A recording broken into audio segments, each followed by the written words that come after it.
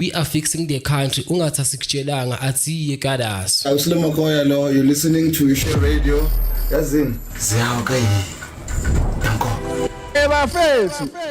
This is your boy Creative Scotty, your favorite TikToker. Please catch Share Online Monday to Friday weekdays on all social media platforms. Have you ever wondered who's responsible for fixing the country? Of course, join us every Thursdays at 2 p.m. as the Broskies of Sotra, fixing the country one topic at a time. Atiye kada. Indeed, it's that time of the day right here in the Broskies of Sotra, where city we are fixing the country one topic at a time. I welcome you back, ladies and gentlemen. And if you want to engage with us, please do not forget to go and visit our social media pages. We are Share Online on each and every social media page. And on YouTube, please go and subscribe and press the notification button so that whenever we go live each and every day on our weekly day shows, you are notified. And Ulana Nati, we are having conversations and having different discussions from the different themes of our shows. My name is Moketi Maimane, aka Max Barake Maximum Temperature, aka Raiketa. I'm not alone right here on the studio. I am joined by my fellow co-host, who I am going to let us introduce Ugutubani to the viewers and the listeners out there. Yo, what's up, people? What's up, people? My name is Semi Boy, you know, everybody knows me as Sebo 39, you know, on Facebook and everywhere. Yeah, today, so I'm joining you, my guy, Indeed, as your co-host. Yeah. And like I'm ready to you know, keep going with the show with you, bro. Yeah, man. Yeah, because let's see what's happening. I believe today is the very, very most important day whereby we are going to, you know, learn a lot from Ikestie to Isnai all the way from East London. So please, to get in conversation with us, do visit us and engage with us on our social media platforms. We are Share Online on each and every social media platform. Do not forget about that. And if you want to call us or send your voice note right now on the show, the number to do that is 061 524 7758. 061 524 7758 is the number that you can call us and send your voice note without wasting any time. I mean, let us get straight into it right here. Introduce a guest here to Mr. Kela, all the way from East London, you know, to join us. He is a drug activist and, you know, a drug survivor. So he is here with us to share his story and obviously to teach some of the people who are struggling with drugs. So let me give you Iskati Putwami to introduce yourself to our viewers and the listeners out there in Makai. Thank you, Max. I hope you're good. My name is Sangela Kela, all the way from East London in the Eastern Cape, and I'm 24 years of age, and I'm currently a student. I'm raising awareness for drug and substance abuse as a former user myself. All right, thank you so much for that introduction. I hope everyone who is there, they are going to stay in for this interview so that they can hear that deep, inspiring story of yours.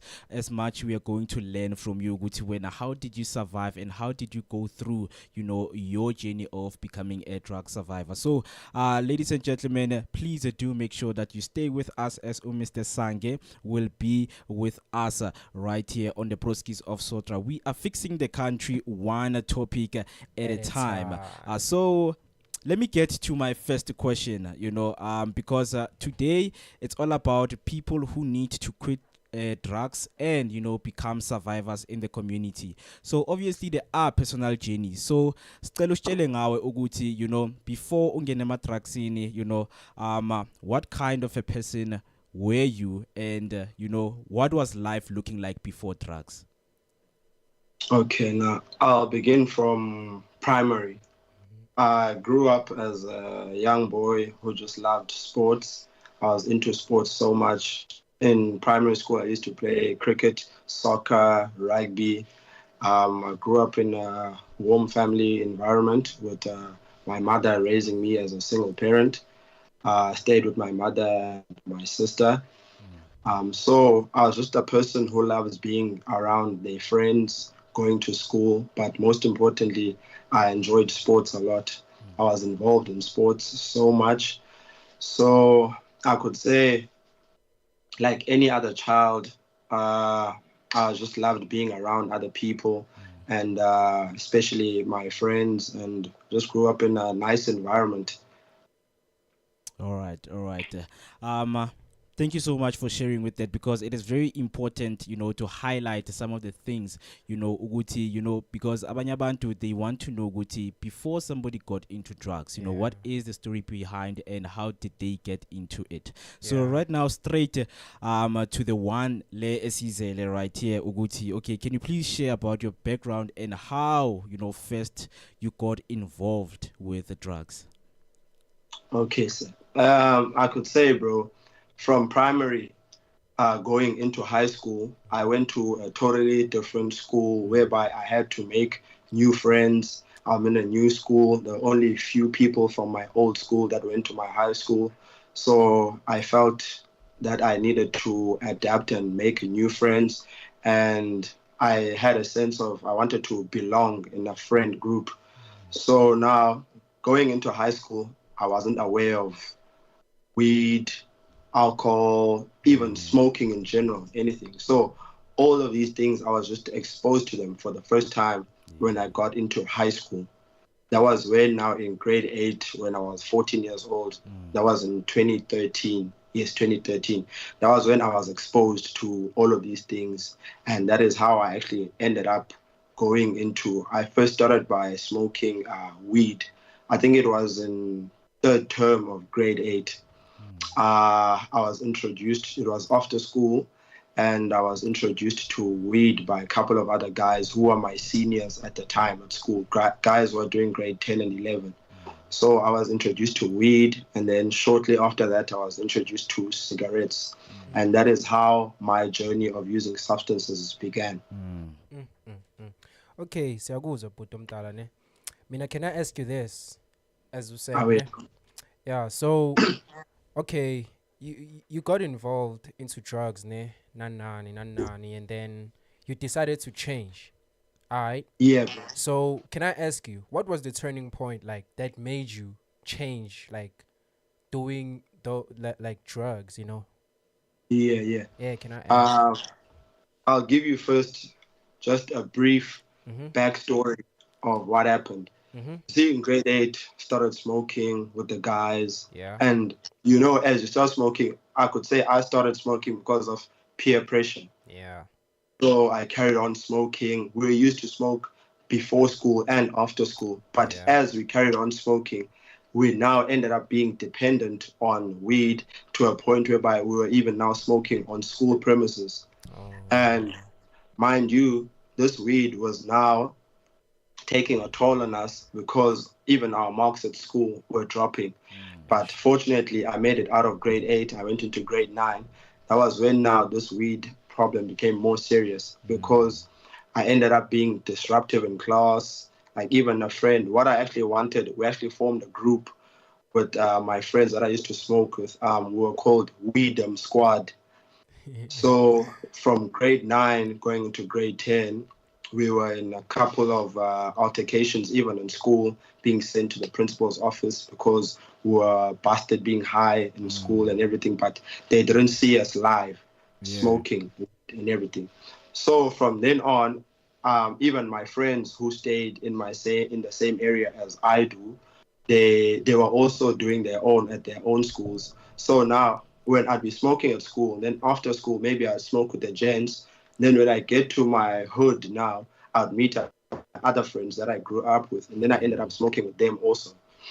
So what would happen is sometimes we would bunk school. For example, my mother used to go and drop me at school. She would leave me at the front gate of school, expecting that I was to enter school.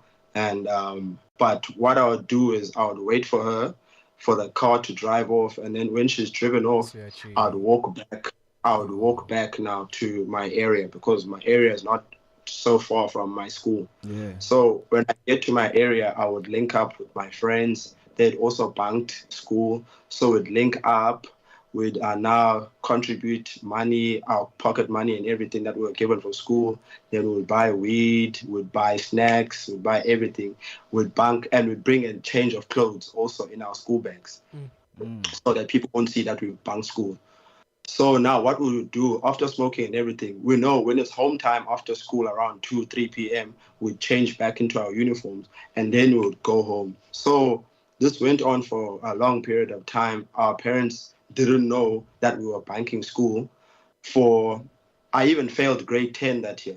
I even failed grade 10 because I had something like 40-something days absent from school. I kept on banking and banking and banking. So now how I was introduced to drugs now from the weed, that on our journey of smoking weed is that I remember one time I went to school and then my friends didn't go to school. So now when I came back after school, my friends were telling me that they've tried this new strain of weed and that I should try it out. So I kept on pestering them that they should bring it tomorrow. They should bring it tomorrow. I'll also bunk school. So what happened is the following day, I didn't go to school. And I met up with the guys now in our usual place where we used to link up.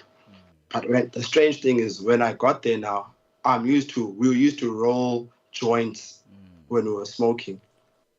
But now when I got to the guys, I found out that these guys are not rolling joints. I don't see any weed on the table. I don't see anything. Instead, I was just seeing a transparent plastic bag with something that looks like crystals inside of it. And one of the guys had like a thing that looks like an object that looks like a globe. Yeah. So I was asking the guys now, what is this one? They said, nah, just sit down. You'll see. This is the new strain that we were talking about.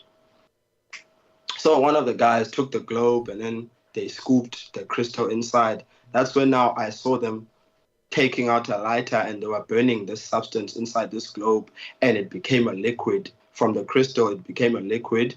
And then now they started inhaling. As they were inhaling, so I started seeing smoke coming out, thick clouds of smoke. I was surprised. And then now, obviously, as someone who's inquisitive and who likes exploring things, I was then intrigued and wanted to find out what is this. So I asked the guys to give me a pull also. That is how now, I remember one of the guys, older guys who don't even go to school, that we used to go to his place to go and smoke. He said to me, you don't want to smoke this thing because once you smoke it, you can never come out. But I told him, nah, bro, I can quit anything at any time when I want to quit it. And he said, are you sure? I said, yeah, I'm sure, bro. So I took my first pull, not knowing that I was actually pulling my life down by taking that one pull. So after I took that one pull, I wanted another one and another one. The difference is now, that's when I was told, actually, this is crystal meth, also known as tick. That's when I was introduced to this drug now. It was a totally different high from the weed and everything because the weed is like a calm substance which brings you down to earth. It sedates you. But as opposed to crystal meth, the tick, it just takes you on another high. You feel like you can literally bring down the whole building. You have so much energy. You are fresh. I can't explain the high, but your body literally feels like there's electricity inside of it. So that was how I was introduced now to tick. So we carried on smoking tick for a couple of months. And then now, obviously, there were behavioral changes. Yeah. Even at home, I was no longer the same person. I was even losing weight at a drastic pace because one thing about tick is that you will not have appetite at all. You will not have appetite. Like I remember my plates of food here at home, they were piling up in the fridge because I wasn't eating them. What I wanted was just cool drinks and water, energy drinks. That's the only thing you want, liquids. Yeah. So hence why now the weight loss. So now I carried on smoking. And you know the link between drugs and crime. Yeah. That now when you don't have the money to sustain your habit of smoking, you will then now resort to crime. And this thing, it will start small, bro. For example, you'd be stealing 50 rands 100 rands, 20 rands, any loose money and loose change around the house. To a point now, people in the house will say, no, there's actually someone stealing money here in the house. But anytime you are asked about it, you will deny everything. So that's when now my mother and my sister, they started hiding things from me. They would be hiding their purses, their wallets, and anything valuable because they saw that I was literally stealing things. Yeah. It got to a point where I even sold my phone. Ish. Now I sold my phone, and then I came back home. I got home. I told my mother that I was robbed, which was a lie. I knew that I sold the phone to smoke. So as that carried on, bro, I could. All right, apologies with that. I think he has a network problem on his side, but we are going to get him back on a call shortly. But with what he has mentioned, he was, I think, there we go, right there. There we go. Let's take the call. All right. Think we have him back. Sorry about that, bro. Right, I don't know no what was problem. going on. Can you hear me? Yeah. Yes, we can hear you. Can you hear us? Yes, sir. Clearly. All right. You can carry on, brother. Okay, no, sorry for the disruption. As I was saying, bro, now this thing got to a point whereby here in the household, no one trusted me. My sister didn't trust me. My mother didn't trust me. I was stealing in the house. So now I remember one day like that, my sister was still working at the time, and one of the companies as a receptionist. So I remember she left her phone and money here at home. So that day I bunked school. So like as I was searching in the house, I saw that she left her phone and there's money. But as someone who knows how strict my mother is, I had a bit of fear. So I said, let me rather leave the phone, but the money definitely I will take it and then I'll deny. So I took the money immediately, bro. 300 rands. I remember she hid it underneath the mattress and the base of the bed. So I took the money, bro. I showed my friends, we started smoking. Now, I remember one of the instances where now, as you're smoking as young guys, definitely there's always like a ringleader. Yeah. And since there's this ringleader now, it's one of the older guys in the hood. In the hood where all those guys as young boys, as you're growing up, there's one of those hoodmans that you look up to, that this guy seems like that cool guy and everything. So we were basically smoking at this guy's place. So now he started now as we were smoking in the sessions and everything. He's introduced us into housebreaking. He was telling us how housebreaking goes, what we should do, and how housebreaking now will be able to sustain our habit of smoking drugs and we'll have money all the time. And I won't lie, his plan was very enticing. Hence why we even now considered going into housebreaking. I remember one particular day, one thing about kick, it makes you don't care about anything or anyone. Yeah. Even your family members, to a point where you literally don't even care about yourself. Even if you don't wash for days or a week, the only thing you care about is getting your next fix. So I saw that one of my neighbors literally drove out of their driveway and then they went to work. And I, knowing this person's schedule, I know they leave the house around about 8. They come back later in the evening around about 5-ish from work. I told myself, let me try and step. And I went to one of my neighbor's houses. And when I got there, the windows were open. One window was open. So I went there with my friend. Those wheelie bins where you put in garbage? Yeah. I used those bins, bro. I put it under the window, and then I used that bin to climb into the window. And then I went inside, then I unlocked the door, and then I opened for one of my friends, and then I locked again. We literally searched the house. We took everything we wanted to take, and then we literally took it out the door. my friend went out again, I locked, and I went out the window again as if nothing had happened. There's this place that is renowned here in East London. It's called California. Uh-huh. It's called California. That is like the drug hub of East London. Mm. Any type of drug and anything you want that is illegal, you will find it there. So we took those things there, everything that we stole from that house, we took it there. We sold everything, and we took the drugs, we took the money. So that was one of my first experiences, one of many experiences of housebreaking. But to answer your question, Sam, bro, after a long time of smoking drug and seeing now the detrimental effect that it had on my family and the relationship I had with my mother and my sister, that's when now I saw that actually I needed to quit, bro. Yeah. That was when now I said, actually, I could see this thing. It started with me, but now I can see it's affecting the people that are around me. Yeah. So that was when now I could see that was the turning point for me personally. Uh-huh. I wanted to quit. Ish. Yeah, bro. So yeah, in a nutshell, I could say that is what made me to actually want to quit drugs. Oh, so interesting points that you raised there, because you shared a lot, and whoever who was listening, they were listening attentively, and I also have some few comments in which I'm going to read, on YouTube. But before I hope you can re-emphasize that one, weed, weed squad, we want to see you on the comments, weed squad.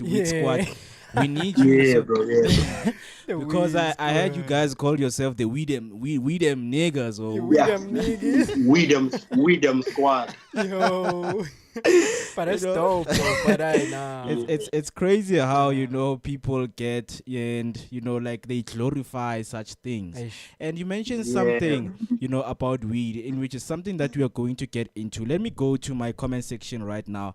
Urati on YouTube is saying drugs are killing our community, and we don't have much rehabilitation organization in our community, and most of us, we encourage each other to smoke rather than to abstain from drugs. So I just want to hear your view on this comment, because we are shuguti at the drugs, they're killing our community, and there's no much rehabilitation organization in the community, so people are encouraged to smoke drugs. So is it true, according to you, what I'm reading here on YouTube? Yes, sir. Very true. Very true. Of which now, that is not the way to go, but it is very true in the sense that even I, in my own area where I was, no one was encouraging me to quit smoking or whatever. Instead, the people, even like the older gents, the older Grootmans in the hood and everything, anytime they would just be seeing you, they'll be saying scaife, they'll be calling you to smoke with them and everything. Of which that is actually destroying the youth, because us as the youth, we are the leaders of tomorrow. So now if you are destroying us as a Grootman who knows better and who knows life better, you are actually now saying that to hell with whatever the future holds for us. And I feel like that shouldn't be the case. Older guys and older, literally women and the elderly in the areas and whatsoever, the country at large, we should actually encourage the youth, like run programs and things to take the youth out of drugs. Because now, but one thing that I noticed that is a constant in most, especially in most neighborhoods where elderly people, they've given up on the youth. They're like, nah, these kids, they'll never stop this. Namapara, you'll never stop this and that. Whereas they shouldn't give up on those people. Because I know personally, once you give up on me, even I've already lost hope. I'm in this deep dark hole. I've already lost hope. I know that there is no hope for me. So even if you now, the person who I'm looking on to, gives up on me, which message are you sending out? So I would encourage people to actually encourage, especially young, because do you know what's crazy is that now I'm seeing young kids, primary even, from grade 4, 5, 6. I have one of my friends who is a teacher in primary, and I remember that I did another talk at this other center. I was being told that this problem is not only in high school. Yeah. It has infiltrated the primary schools also. That's where the real problem is. It starts there in the primary schools. So I feel like this is a problem that needs to be dealt with immediately. And I feel like one of my visions in this program that I'm running, as I'm about to explain later on, that if I can get funding, bro, get the resources to carry out my vision so that we can start literally in the ground roots of this whole problem and try and aid the situation, bro. Because by the rate that we are going, it doesn't look good for us as a country. For real, bro. For real. Yo. You know, very interesting facts and points that you are raising right there. And thank you so much. Right now, let me go back to the comment section and then we take a quick break. And then when you come back, we are going to give you your platform to continue because I see there are so many questions that we need to get back into. So please, guys, keep those questions coming. Mr. Sange Kela is here for you to help you so that we can become a better society, a better country for the future of South Africa. So we have Refilo Ati. Thank God Mr. Sange Kela survived because the ritibati diabolaya. So he means ukuthi drugs, you know, they kill. So your story is so much inspiring for, you know, for some of the people who are struggling to quit drugs out there. And then we have Cleopatra Marumo saying, hey Broskies, hi Cleopatra, we hope you are all well and you're staying and listening to this very important conversation we are having with Mr. Sange Kela, who is a drug survivor and a drug activist. So if you know anyone who smokes drugs, please do make sure that you share the life with them and you tell them that you know right now we are having a very important question that might help them. So I think right now, Mr. Sange, let us take a short break and then we are going to continue with our conversation when we come back from the break. Okay, sir. All right, guys. Stay with us and still on the conversation with Mr. Sange. Do make sure that you follow us on our social media platforms. We are shared online on each and every social media platform. And of course, if you want to call in right now, I'll send a voice note that we can listen together right here so that you can get all the help that you need. The number to send your voice note is 061-524-7758. Right now, let us take a short break.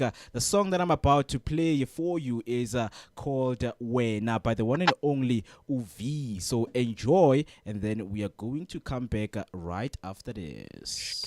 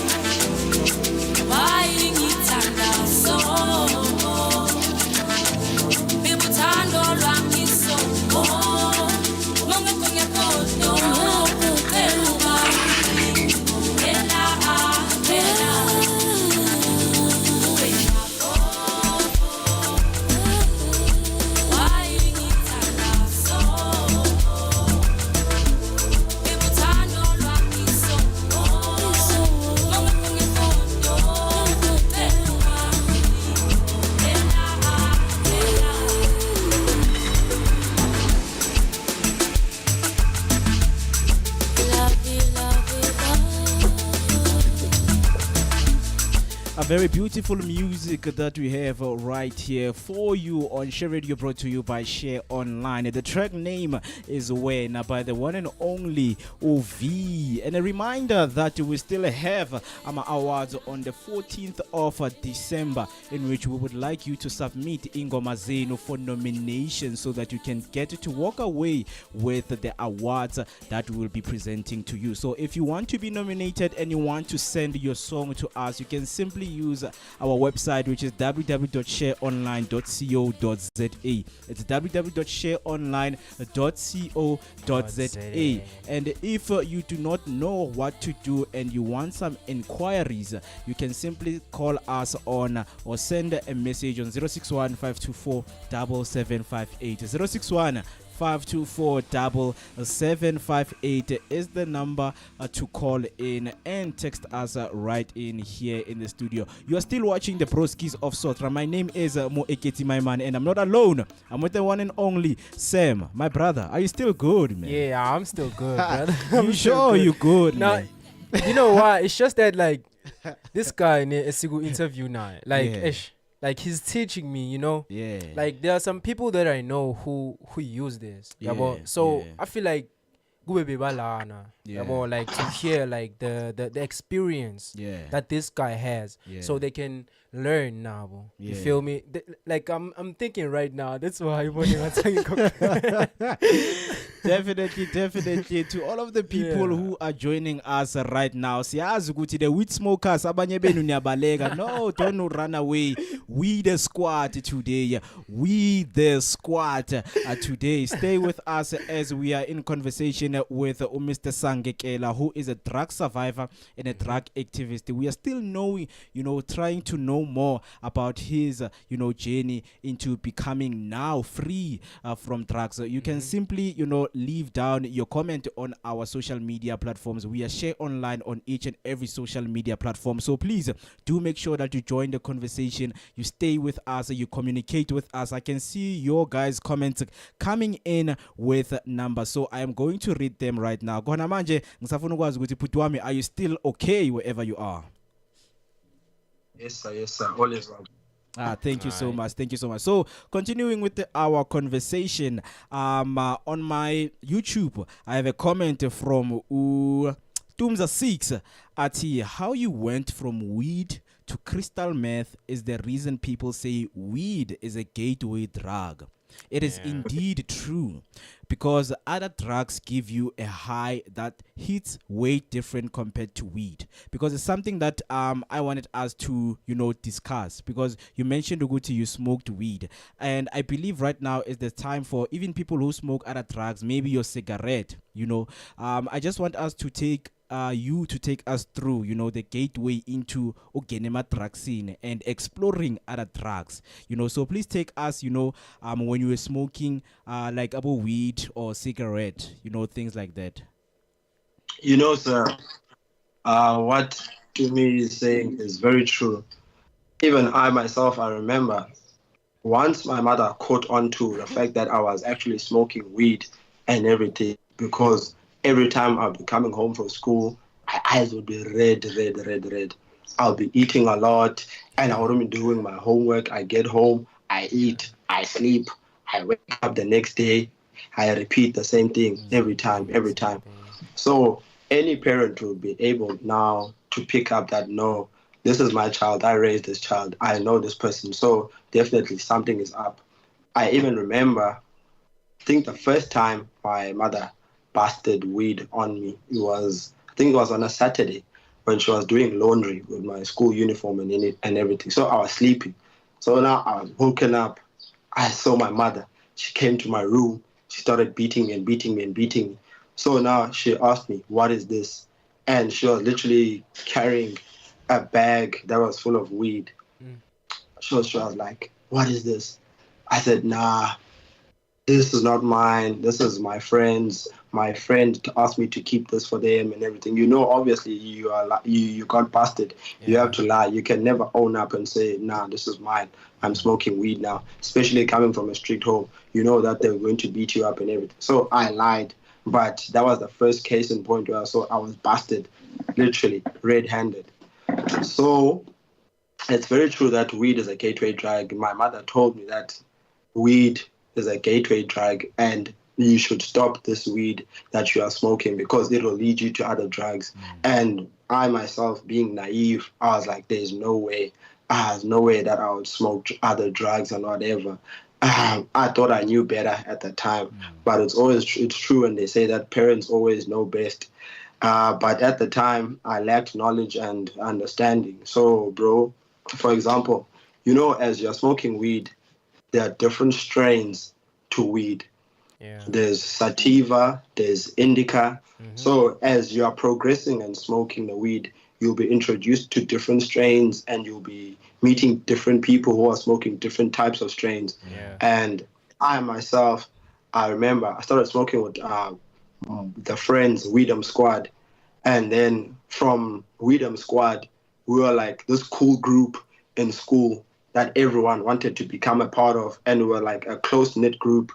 Not just anyone can come and chill with us. Not just anyone could be with us. So there was this other white guy who came to our school. He didn't come in grade 8 with us. I think he came in grade 10. Yeah, I think he came in grade 10. So this guy, he came and we noticed that this guy, he smokes weed. And we saw him at one of the places that we used to smoke at. So we saw that, no, this strain that this guy is smoking is different from ours. So we called him.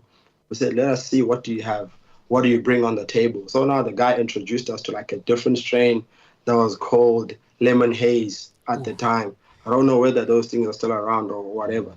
So the guy said, this is Lemon Haze. And he actually now introduced us to a different type of dealer. We were used to guys that were selling and dealing drugs like on the streets and wherever. But now this guy introduced us to a dealer that was actually delivering for us in a car and everything, proper weed and different strains, which was more expensive, which meant now we needed to hustle more to get money to buy these strains. So we ended up integrating him into Weedom Squad and he became a part of Weedom Squad. But as now the progression of smoking and everything, you get, once you reach a certain level, let's say you are smoking 1 joint a day. After some time, that 1 joint won't be enough. You have to smoke 2 joints, 3 joints, and so forth. So now it got to a point whereby I could say we were bored of smoking the same thing each and every day.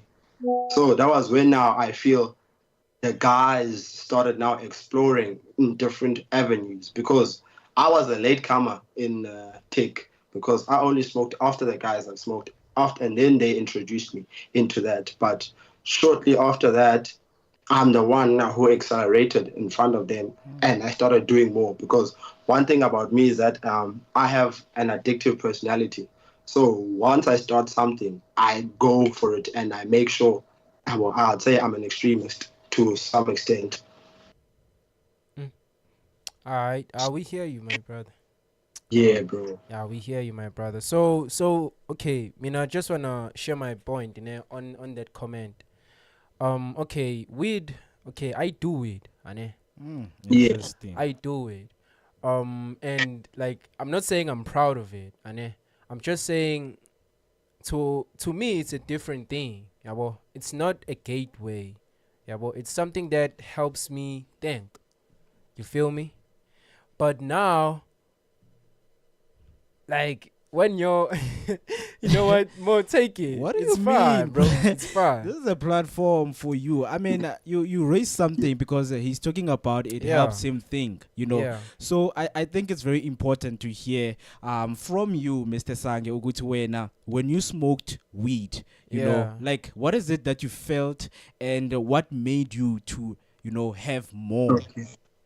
You know what Sam is saying, I can also relate to it because even I myself, I could say, an overthinker. Yeah. My brain was always thinking at like literally 360 Ks an hour. So anytime I'd be smoking, Yeah. the weed would actually calm me down and I'll be able to maybe focus my attention on Yeah. one particular thing. Yeah.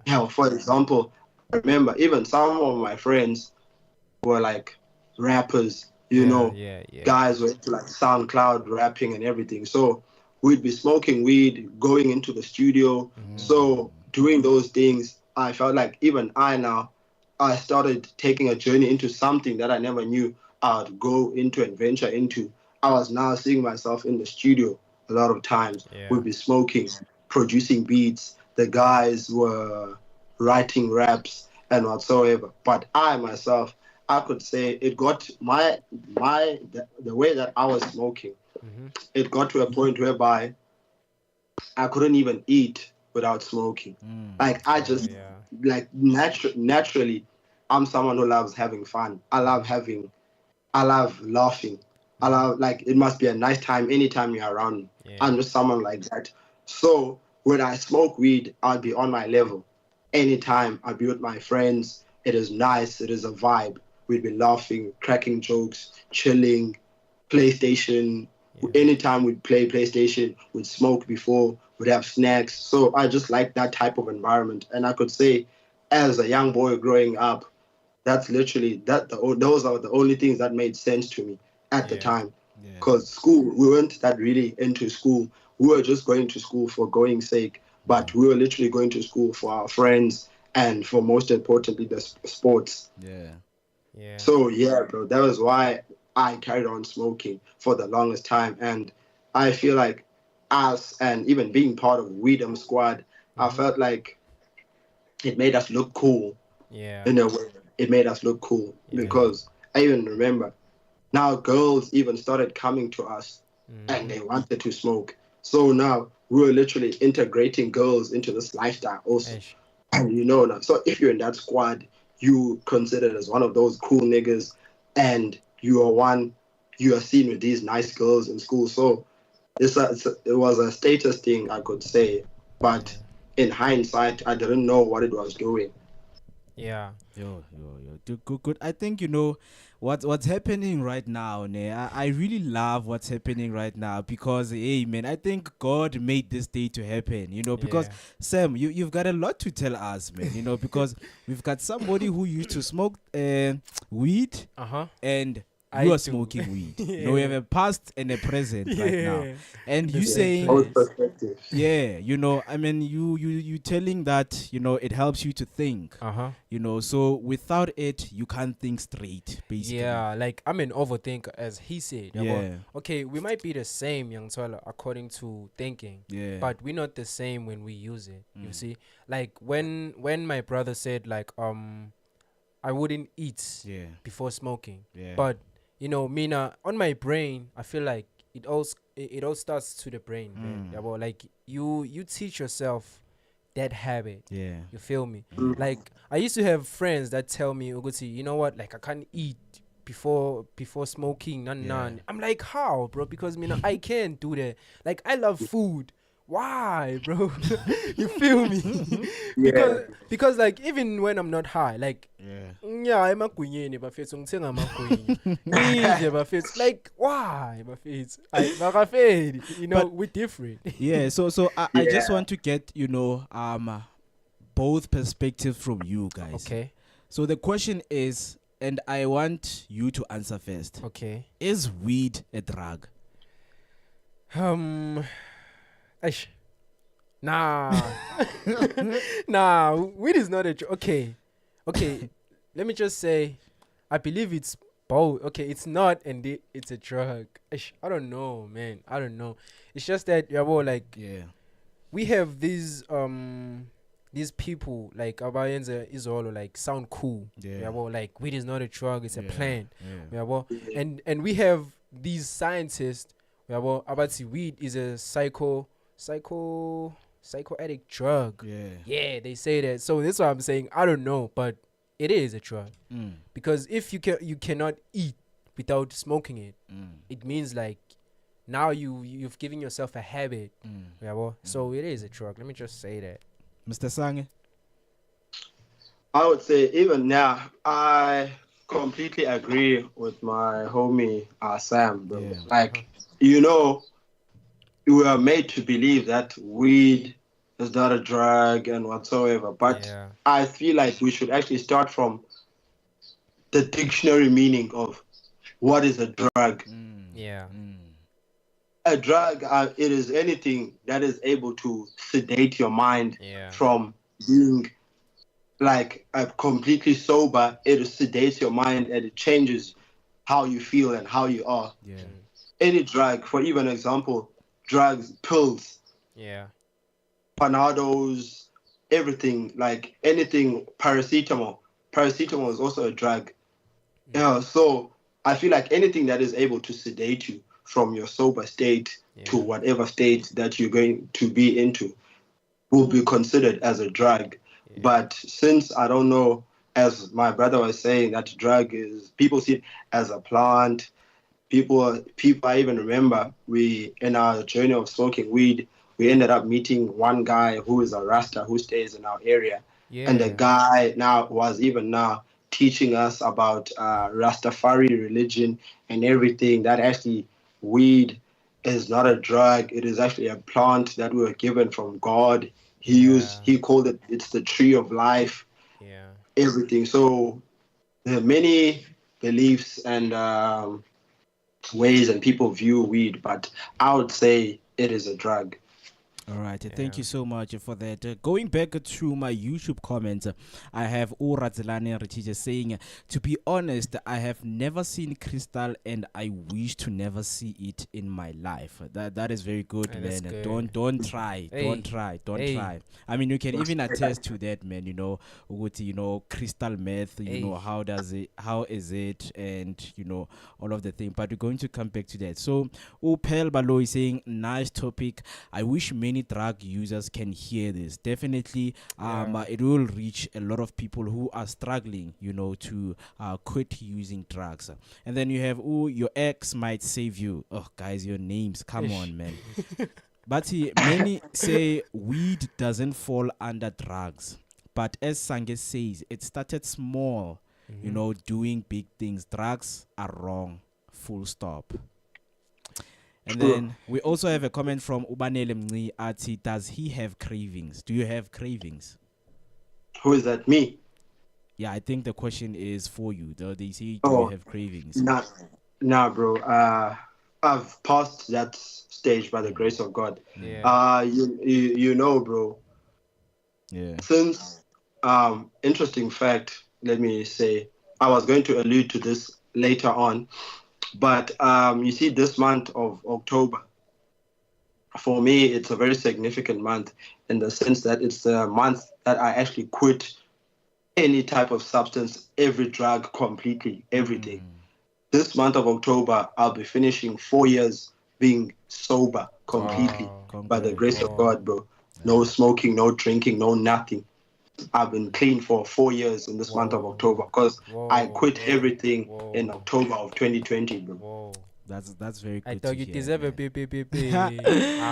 There we go, man. There we go, man. So yeah, I feel like 4 that years of being clean. to answer the question is the cravings and whatsoever. No, I passed that stage, bro. Yeah. It is there. Like you see the first couple of months into your first year of trying to quit, those first days and weeks. That's why they say,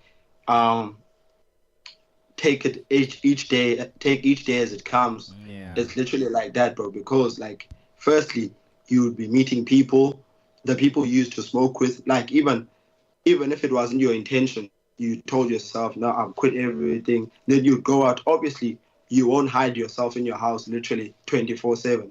Yeah. At some point, you have to go out. So you'll be meeting guys in the street and whatever. Wherever you go, weed is everywhere. Alcohol is everywhere. Drugs are everywhere. So it'll be up to you now to make the decision and tell yourself, actually, no, this is what I do not want for myself. So, bro, the withdrawals, the cravings, they are there and they are crazy. I won't lie, especially if you are using these substances excessively the way I was, because I went all out, bro. Yeah. I went all out because I could even go for about 3 weeks, 4 weeks, a good month, bro, without sleeping. Yeah.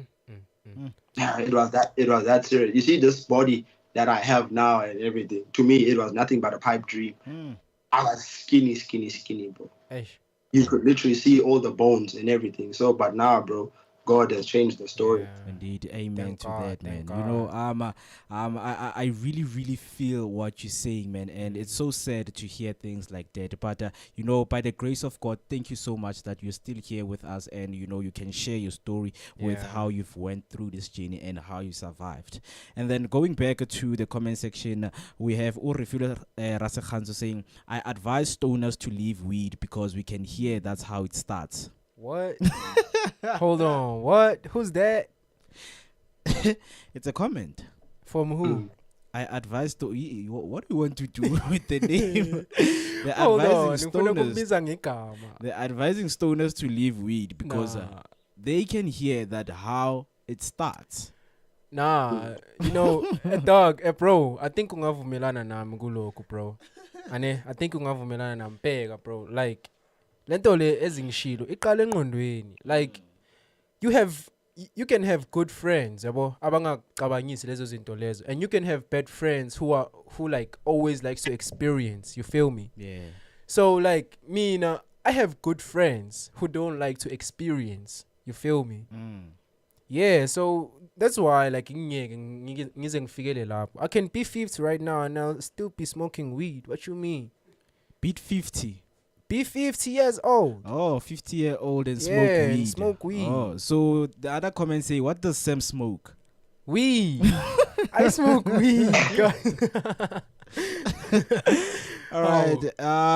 Another comment from Tumza6 say, I think it's for you, Mr. Sange. They say, how can you tell if someone is smoking crystal meth? Hey, that's a tricky one, yeah? But the signs are there, bro. Like, you know where the term amapara comes from. I don't know. Please, you tell us. You know, bro. You see, once you smoke, especially tick, bro. Like that thing, you know, bro, when they say the devil. Yeah. That thing is the devil, bro. I'm telling you. Once you go into that hole, it is very hard for you to come out, bro. Because I can't even remember how many times I relapsed, bro. I can't remember. Because I think I quit. I first tried to quit in 2016, bro. Yeah, towards the end of the year, 2016. But when I came to Johannesburg to do my first year at UJ, bro, I relapsed again. But I'll allude to that. But the signs, bro, you will see, like, once you smoke that thing, you become paranoid. You become paranoid. So that's where I think the term comes from, of amapara. You are always paranoid. You are fidgety. You can't sit still. You can't be in one place. You are always here. You are always here and everything. The behavioral changes. Yeah, well, you see that this person is no longer taking care of themselves. You can go for a week or 2, even 3, without washing. Yo, bro. I'm telling you, bro. Can You I won't also even have a change of clothes. The only thing that you care about is getting your next fix. Yes, shit. it's deep, man. Can I also add up on that? Sorry? Can I also add up on that? Ukuthi like Yeah, ubona bro, kanjani? definitely. Because like mina I had brothers who did this. Yabo. Yeah. So mina bengibabona ngomlomo. You see like umlomo when it's like burns like from the inside like here. Yeah, bro. Yeah. Then you can tell You it's know- like there's a pipe. You know, bro, because Yang that say- pipe in that globe, Yeah. the more you burn it with the lighter, it becomes hot, becomes and then hot. it'll burn your lips And imagine they don't feel that. at all, bro. Like your lips literally become like leather, bro. Yo. I'm telling you, you don't feel nothing at all.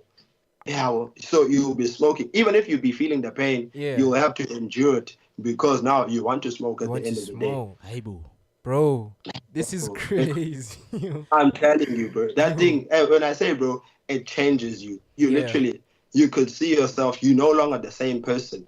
Your behavior changes. Your character, the type of things you used to do, you don't do them anymore. Like it literally changes you, bro. You can see yourself hating your family members for no reason at all. That thing, it literally changes you, bro. For example, bro, I can remember I had no relationship when I was smoking with my parents and my sister. I had no relationship at all. The only relationship I had was with the guys that I was smoking with. your friends. Hence why I was with them most of the time. Yeah. Because I even remember to a point, I even tried moving out the house. I told them I want to go and stay in the garage. Bear in mind, there's no bed, there's nothing there. I packed all my clothes and everything, put them in a plastic bag. I said I'm moving into the garage. I'll sleep on a chair and everything because I felt hatred from them when they were rebuking me all the time. Hey, man. But at the time, they were trying to reach out and help me. Hey, it's so sad, man, to hear things like this, man, because you turn into a different person that people no longer recognize anymore. You know, it's so sad, man. But going back to Lehman, man, but guys, I don't want to, mistake, because immediately when you say I want to buy Ash, I know someone who but now you guys make me think how bro, like what I can tell you, these people are so smart that you won't even see, okay, like they appear, like the physique. Yeah. You won't see that. But you see, if you know a person, that does that, you will notice. Only if you know. But if you don't know, like like, okay, like what's wrong with this person? Like but what do you like ongazibuziyona ukuthi ushiswa yini? Yeah. And you know what Sam is saying is true, bro. Like, you see, when you smoke that drug, you become cunning, crafty, bro. You always 5 steps ahead of everyone. Anything that you want to do or say, I'm already 5 steps ahead of you. I know what you're going to do. I know what you might not do. I know what to do to counter what you want to do. You literally always thinking ahead. You're always calculating for no reason at all, bro. I could literally be with you, Max, and Sam. We'd be smoking in one room, bro. But I'd be thinking, hey, Sam is thinking something against me. Max here is trying to steal my money. You'll be thinking of crazy scenarios, making up crazy scenarios in your head. That's why most guys, they end up fighting and stabbing each other. You find out that there's actually no reason behind whatever is happening, but it's the drug. Hey, guys, please, I hope you are hearing wherever you are that stay away from drugs. Don't even go near them. Engage with us on our social media platforms. We are share online on each and every social media platform. You can also send us your voice note and call us on 0615247758. Right now, I have a voice note on my WhatsApp. Let us quickly listen to it and hear, Uguti, what are people saying out there? Sure, bro. So, Ashmina, I have a question there because I used to smoke, so but now I have a problem with my friends. They are still smoking, so I can't get rid of them because so I don't know how to deal with that situation. Because now you had friends, like suseka kanjani endleleni yakho so that bangaphinde bakubuyisele labo khona emuva, because I believe if you have friends and then bayabhema wena awubhemi, you eventually mgcine senifana. So how do you get rid of that? Yeah, that was the question from one of our viewers. Mr. Sange, did you hear that though? No, sir. Can you please just repeat the question for me?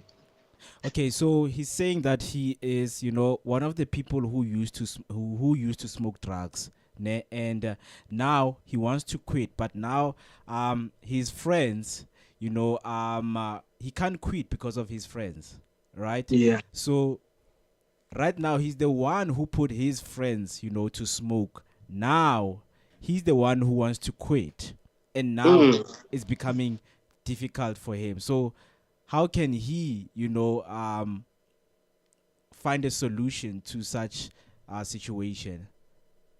Bro, that's actually I can relate to what my brother is saying, because even I myself, I even feel bad about this. But I can't even recall how many people I've introduced to this thing. Ladies, guys, a lot of people. And some of them are still in this thing till today. I always feel bad anytime I see them. Maybe I'll see them in the street or I'll see them on social media and whatever. And I could see how bad their life is. And I'm the one who introduced them to this thing. But I now was able to get out of this thing. Yeah. But the crazy part about this whole thing, anytime you try and reach out to these people and try and take them out. The guys feel like, yeah, you think you're better than us because now you quit and whatsoever. Who are you to try and tell us to do this thing, but you are once smoking with us and everything. But going back to what the question was saying, I feel like if you want to separate yourself from that type of environment, go to the people, because I went to the guys that I used to smoke with, the clique and everything. I went to them. I said, gents, I don't have any bad blood with any of you. There's no bad blood, there's no beef, there's nothing. But this is the journey that I want to take for my life, and I want to quit right now. I told them, plain and simple. I said, if I meet you on the street, and I do today, most days I see them on the street, I greet them. I greet them, I say, how are you? You fine? And then sharp, iphelele up. And then we carry on with our lives. And for the most part, some of them, they couldn't understand, how come this guy is quitting this life? You like leaving us here in this dark hole. Now they felt a sense of betrayal.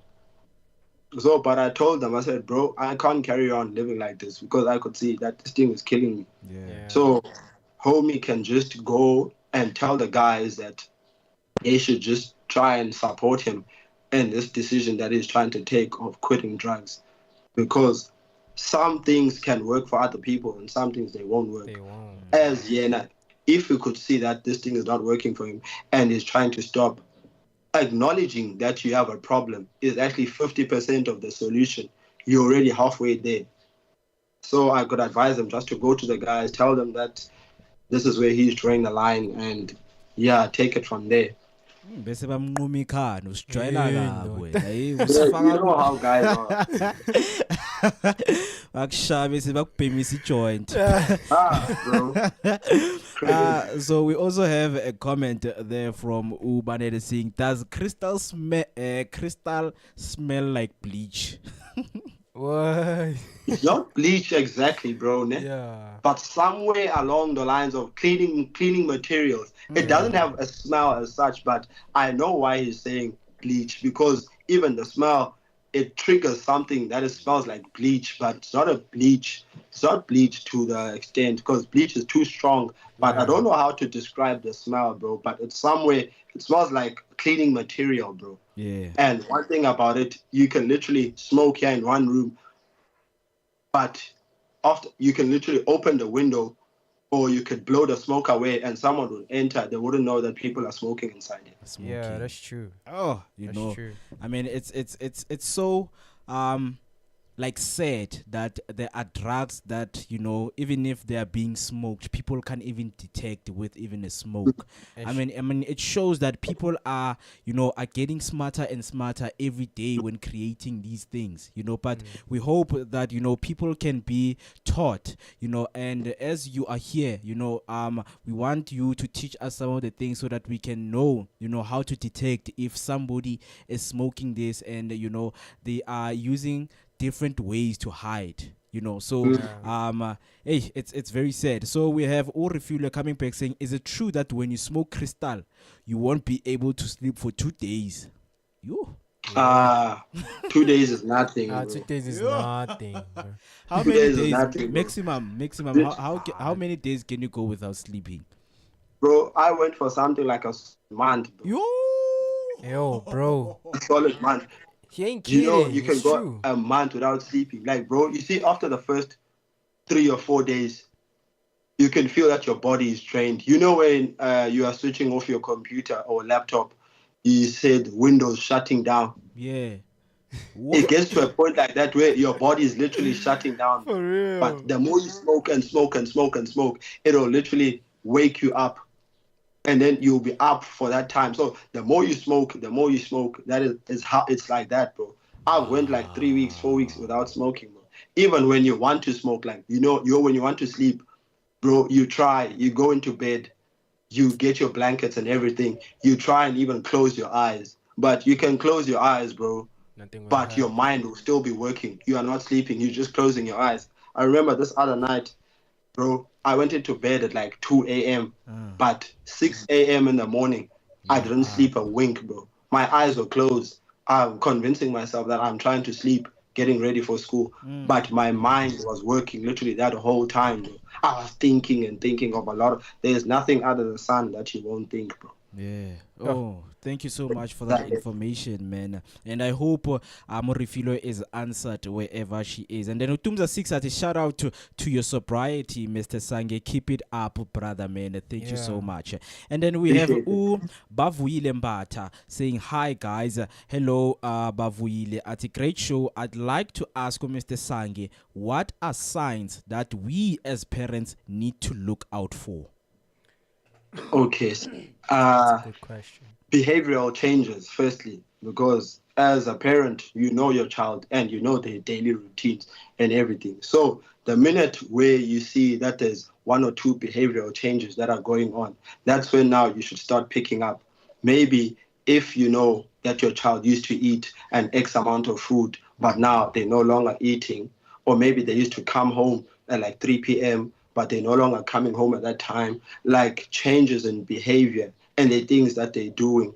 And you must also be careful of the people that they keep around them. Yeah. Because one thing that you can never say, I went myself to start smoking drugs, or I took a decision myself to go to Tops and start drinking alcohol, or whatever it is. It's always an influence from other people. So things like that, you should be mindful of them at all times. And you just have to be observant as a parent and not become ignorant. Even that thing of saying parents normally say, I know my child, I trust my child will never do that. No, there's no such thing. Even some of our parents, they used to think about that about us also, but that's not the case. Your friends have a lot to do with the things that you're doing on a day-to-day basis. That's why the saying even says, show me who your friends are, I'll tell you who you are. Future, Thank you for that. I hope Uba Vuile, wherever she is, you are answered. And if you would like to know more, please do make sure that, you drop your questions down there on our comment section on YouTube. And also, if you're watching from Facebook, you can drop your comments on your questions for Mr. Sangela Kela, who is a drug survivor and a drug activist, who is here to tell us more on what to do and how to prevent your family or your children or yourself from getting into the drugs. So, Ubanele Ati, wait, how does Sam know? Okay. Itapi, fits. Fits. Okay, look, like, I could see, like, I was doing them. Like, being surrounded, ila want to, like, about yenzayo. Like, mina, engondweni yami, like, empilweni yami angaze ngayifuna crystal from like ngisayibona like crystal like I was introduced to it like grade 8 because I was living at Orange Farm. So Orange Farm, I'm not saying it's a bad place, guys. I'm not saying it's a bad place, but there are druggies there. Like there are druggies there. So mina ngiqale ngezolo, that's it. Someone was like, hey, yo bro, try this. I was like, hey bro, what's that? And then later that day, I saw someone like going crazy. They're like, that's crystal meth. I was like, I'm never touching that again. You feel me? Because man, you like senyazi ukuthi ikuyenzani. Yabo, mawungahlanyi uzocabanga kakhulu. Mawungacabanga kakhulu uzohlanya. Yangithola. So that's why etapi, I hope you answer me because man. But the first sign to see someone is smoking, denial. I'm joking. Yeah, bro. Bro. But Sam, please change your friends. That's a comment there from Ubadele. So hoping that we are taking tips and lesson from Mr. Sange. And Mr. Sange, another question that I want to know from you is that when you went to your journey of stopping drugs, can you just please tell us about how hard was it, so that we make sure that whoever who is listening, they're trying to start, you can tell them about, the bad side, the dangerous side of even starting, of even thinking about starting. Like, how bad was it for you, when you went on your journey to stop smoking drugs? Sir, Very hectic, bro. You see, I never knew the meaning of the term of withdrawals. I didn't know that it was actually that serious, bro. I'd be hearing such things as withdrawals and everything like that, and the cravings and whatsoever. But bro, until you are in those shoes and you have to come out, like especially I remember that time. I don't think the lockdown thing had been lifted, so we were at home all the time, and that's where now for me it was the hardest because now you're literally at home, you no longer doing your daily routine because you know, but at least if I'll go out, I'll link up with my friends in the street, do one or two things, and then I'll come back home. At least I'll have the high and everything. But you literally at home, you're alone, and bro, you see in movies and whatever, when you see people who are doing drugs and whatsoever, people will be twitching and scratching themselves and all those things like that. Bro, I won't lie, it gets to a stage where it's that bad, where you like, it feels like your body is not right and not functioning well. There's something that needs, when a car runs out of petrol and it starts jerking and jerking and jerking, and then it stops on the road. That's how your body feels like also, because you're like, there's something that is short inside of you. Because this thing, especially crystal meth, once that thing enters into your blood, that's where it's most dangerous. Because bro, do you know, I got to a point whereby I was no longer just smoking this thing with the globe, bro. Some of the crystal will be left over in that bag, and I'll literally inhale it. Yeah, so once you inhale it, that thing goes through your nasal passage. Once that thing comes into your body, because there's one thing, you see the difference between weed. You see, weed, all the smoke you're inhaling and everything, it'll go to your lungs and everything.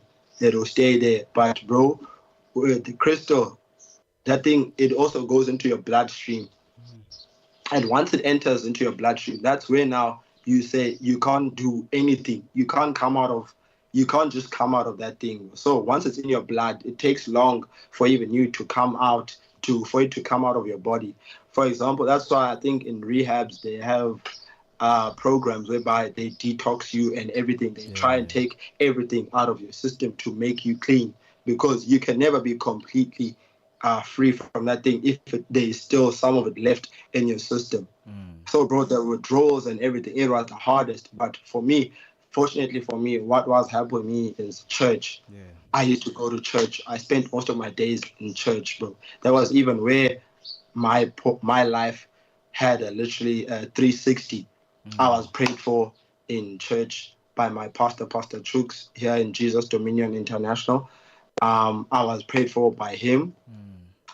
That's where now my life took a 360. I started being now more involved in church activities because, bro, in everything that was happening, my parents, like my mother, she was going to church. My sister, they were going to church and everything. But anytime they'd be inviting me to church, I'd say, "No, I'm fine. I can pray by myself and everything." But now I saw myself starting to go to church more consistently to a point whereby now I didn't see a point of just staying at home and not doing anything, because what am I going to do at home?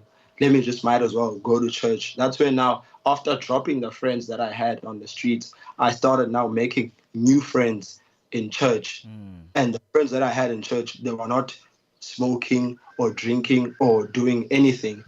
They were just living normal lives. And now that's when now I started developing a relationship with them, and I grew a bond with them. That's when now I started actually focusing more on church, and now my attention was diverted from the street life and everything and the drugs and whatsoever.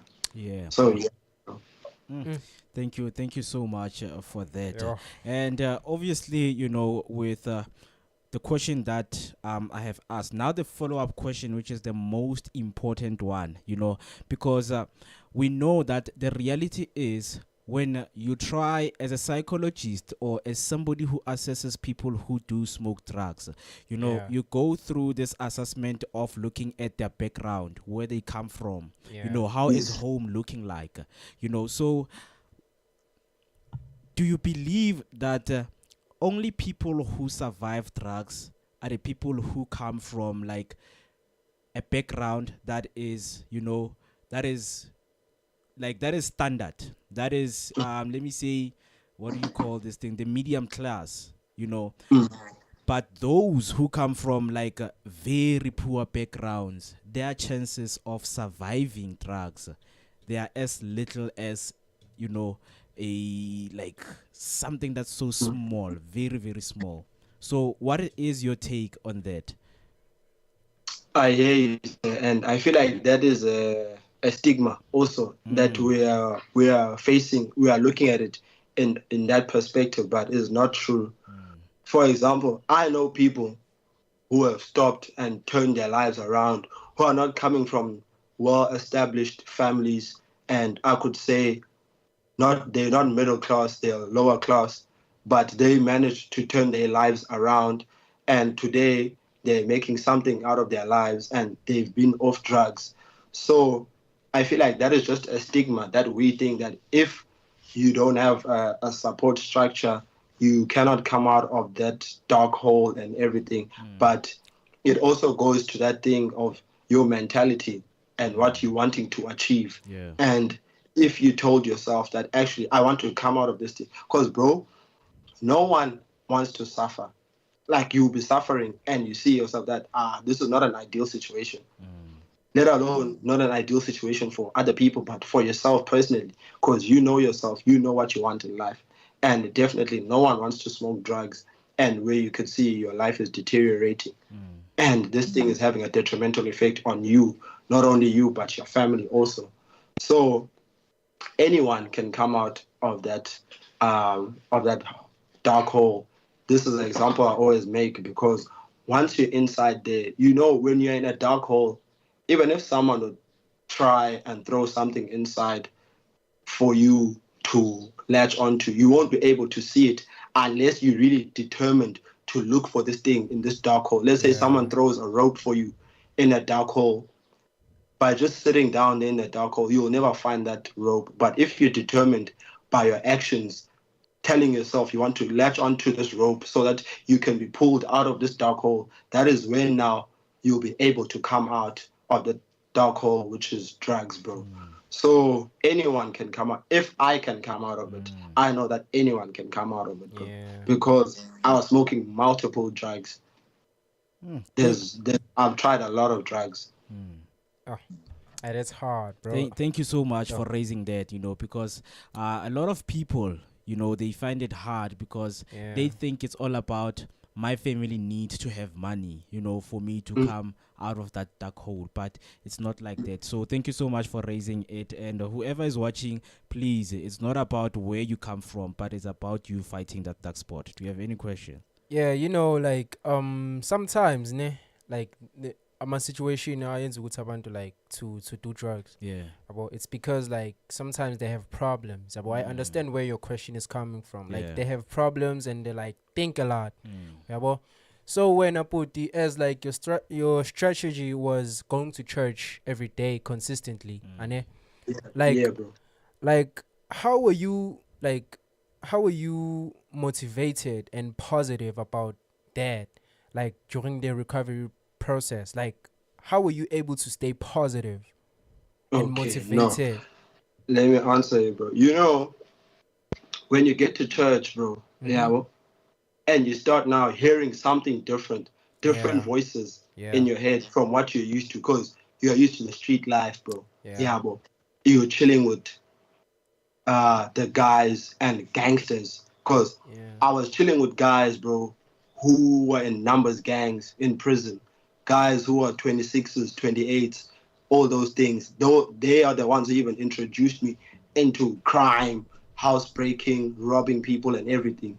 So now, from listening to their doctrines and whatsoever advice that I was getting from them when I was in the trap houses with them and everything, and then now coming to a different environment with the church, hearing the word of God every day, light being spoken upon your life and everything, gradually you'll see yourself changing, and you'll also be encouraged. And the more you could see the change, the more you'd be running after the change and trying to bring positivity and good energy and good vibes around you. and you'd want to change your life. And I personally, I thank God for I thank God that I went to church, because I could say this boldly anyway, that the church that I'm in, it is the one that got me out of drugs. Because I remember some of the guys, two guys that I recently met earlier this year, they're twins. Those guys, they also joined our church. There's no place that they didn't go to. They went to rehabs. There's a rehab in Northport, I think in the Northwest, that they went to. The guys even tried going to Sangomas, trying for ancestral help. We're doing certain ceremonies and rituals for them to come out of smoking drugs and everything, but they could not. And it's not rehab, even though rehab is good, but it doesn't work for everyone. Yeah, that's true. So the guys, they went to rehab and everything. Because even, for example, I know one of my friends that I used to smoke with. The guy went to rehab. He came back. He was all right and everything. He'd even gained weight. He was lighter in complexion and everything. But like after 3-4 months, the guy relapsed. And I saw now this first-hand experience with these two guys who are twins, actually. I have one of their videos. I took a video with them on my page that I'll tell you guys about later, where I'm raising drug and substance abuse. The guys, there's no place that they didn't go to. Their mother spent over 200K trying to find solutions for them, but she couldn't, until to a point where now she brought the guys to church where they were prayed for.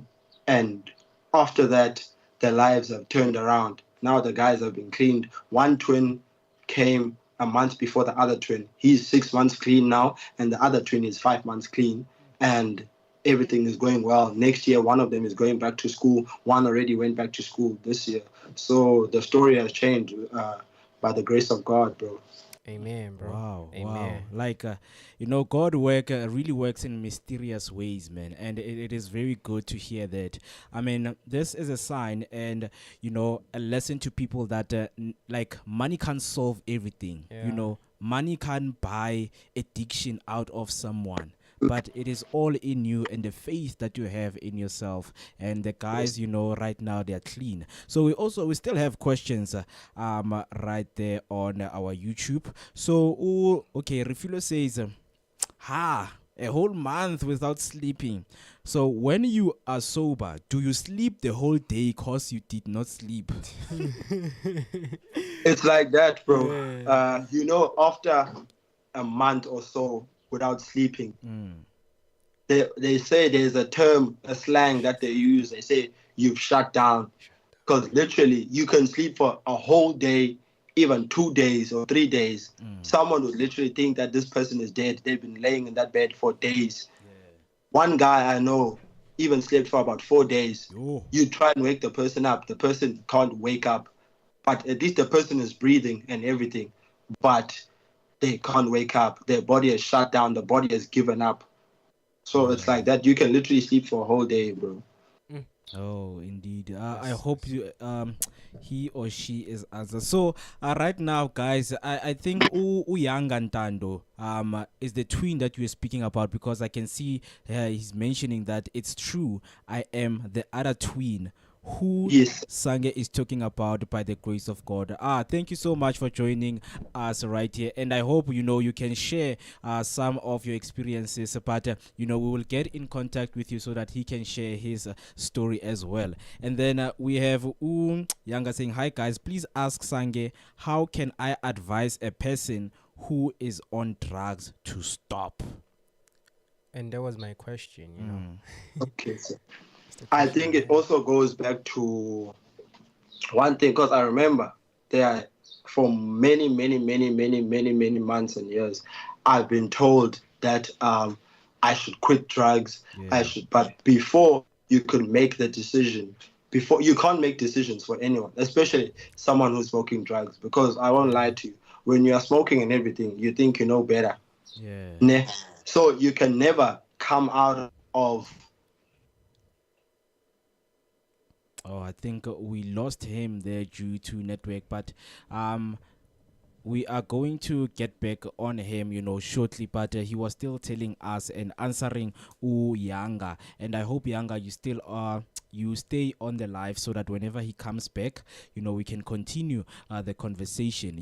I mean, he is mentioning very important stuff. So it is very, very important for one to stay here and listen to the information that is being shared here by Sange Kela, who is a drug survivor and also a drug activist. We see you guys asking so many questions, and we are learning a lot from him.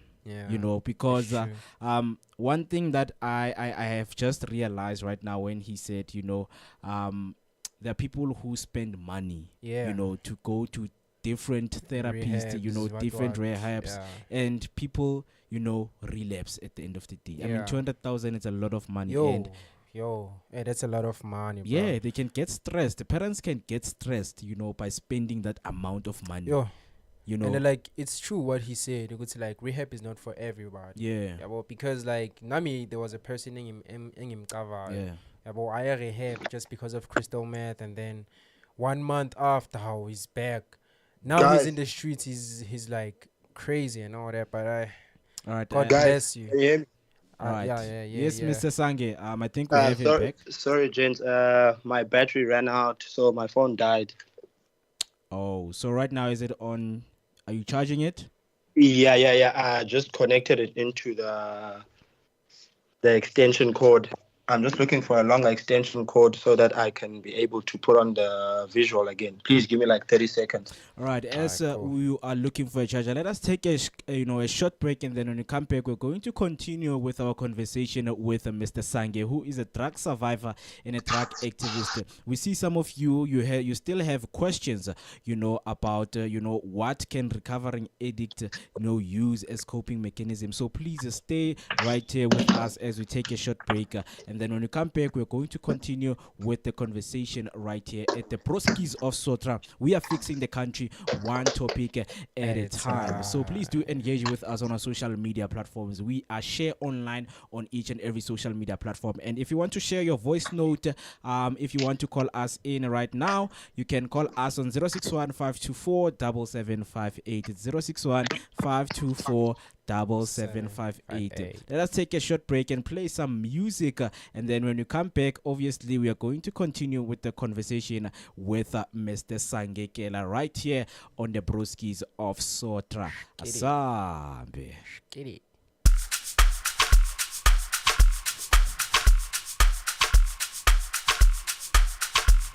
Of course, when it comes to good music, we never disappoint. It's a very good music right here, and the local music. Right now, we are playing Pro Soul, the DJ, and Double G. Bathi ngiphathe kahle. Nawe uziphathe kahle lapho ekhaya. Don't smoke drugs. Don't go anywhere near drugs. Ziphathe kahle. This is a music that speaks to you. Listen attentively and listen carefully.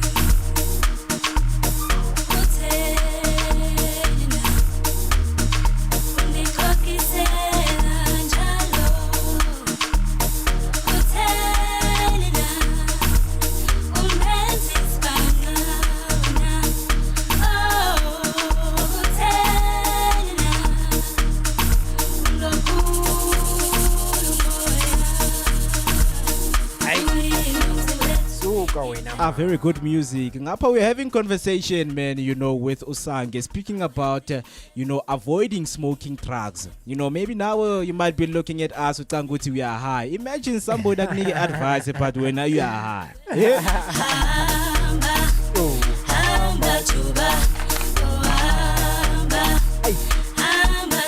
hamba juba bayokucutha phambili hamba bayokusiza uyosizakala phambili. If you are smoking drugs wajuba wetha every day uthwa abuya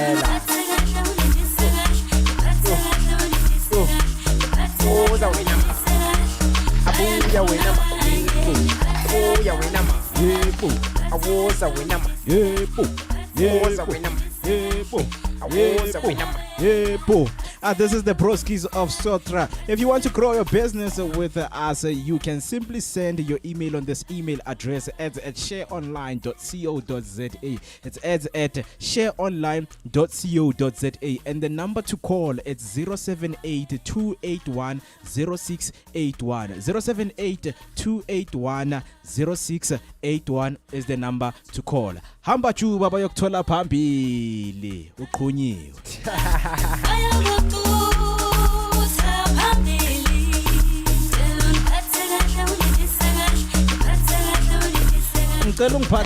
It's not only about taking care of your partner, but it's also taking care of yourself. For real, bro. The importance For of real. taking care of yourself, man. For real. Do you think it is vital for somebody to take care of themselves? Yeah, it is, bro. Yeah. Like, yo, taking care of yourself, like, is the one thing, like, in the world that you have to consider first. Yeah. Like, before everything else. So, yeah, guys, please don't forget to follow us on all our social media platforms. That's YouTube, Facebook, Instagram, TikTok, and X. You know who we are. Share online every single way. Yeah, right now we're playing you Proso, Hamba Juba. Yeah, we're going to see that. Skitty. Abathi ngiphathe kahle asa.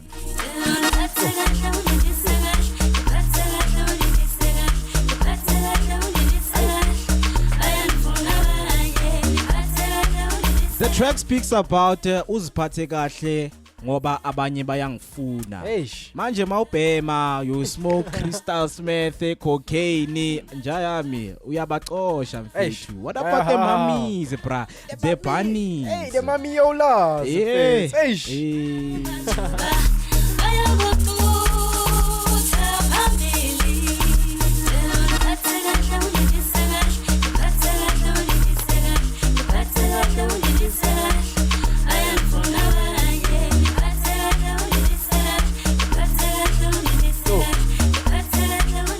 Still in conversation with Mr. Sange Kela, the drug survivor and the drug activist. If you have any questions for him, you can simply comment down below if you're watching all the way from Facebook and you're watching from YouTube. The stage is yours.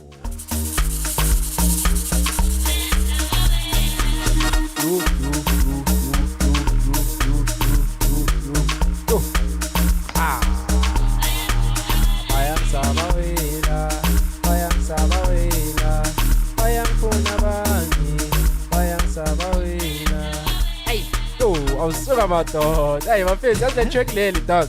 You know this track, dog. Yo, dog. Hey, what does it remind you of? Lenkumbuza mfethu kude mfethu as manje sinyalalela bo. Ithi ngicabanga lo yaged lo ya mfethu as lo nazo. As le ntombi le ya mfethu.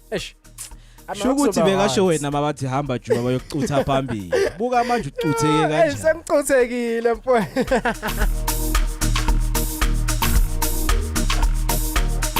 Abazokulimaza mfana. Kakhulu bro. Hamba juba bayokucutha phambili. Hey.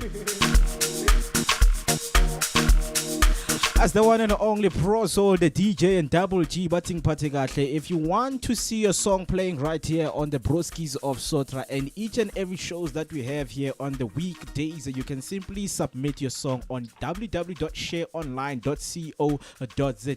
The website is www.shareonline.co.za. Do the right thing so that sikwazi ukujavela ingoma zakho, sikwazi ukuthi nathi mabasicutha phambili siz comforting ingoma zini. Revive ourselves and listen to beautiful local music that we have right here. I welcome you back to the world of Amakrotmani, the Broskies of Sotra, where city we are fixing the country each and every time. One topic at a time. So joining us right here, Mr. Sange Kela, who is a drug activist and also a drug survivor, sharing story sakhe nathi ukuthi how did he survive, the drug journey that he went through in his life. And if you would like to ask him some few questions, please do so. Before the break, your network, iphone yakho ibe yafa, and then you got cut off, and you were still answering, some of the questions that our fellow viewers are watching.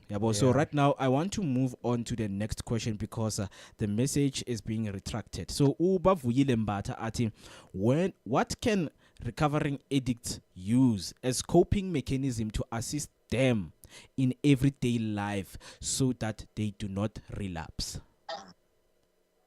Okay, so, good question. Personally, what I took on and used for me, that worked for me, is that always keep yourself busy, because there's even a saying that says by my father in the Lord that an idle mind is the devil's playground. So if you are not doing anything, your mind is just idle. You might relapse or be tempted to go back to that. But for example, I went back to school, and also as an extramural, I play football. So just create and start hobbies. If it's not football, maybe you can start jogging, find something to do, or rugby, or maybe for some who are not as athletic, you could maybe start painting or drawing, or find something to do that will keep you grounded and your mind away from such temptations and things. But advisably, go back to school, because when you're at school, most of your time you'll be occupied by schoolwork and you won't have time to entertain other things. Thank you so much for that answer. I hope Uba Vuyile Mbata, wherever he or she is answered on what he has asked. So another one question from Ubanede Mui saying, has he lost friends, like friends pass away due to drugs? Yes, sir. Thank you for the question, Banela. That was actually one of the points that I wanted to raise, because I've lost two friends, actually, because of the drugs. One was in 2022. Yes, one was in 2022.